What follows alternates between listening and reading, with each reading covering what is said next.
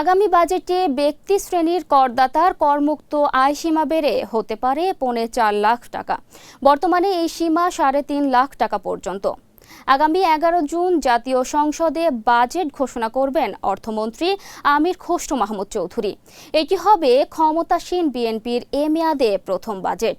মূলত উচ্চ মূল্যস্ফীতির কারণে মানুষের ক্রয় ক্ষমতা কমেছে, তাই কম আয়ের করদাতাদের স্বস্তি দিতে করমুক্ত আয়সীমা বাড়ানোর উদ্যোগ নেওয়া হচ্ছে বলে এনবিআর এর দায়িত্বশীল সূত্রে জানা গেছে।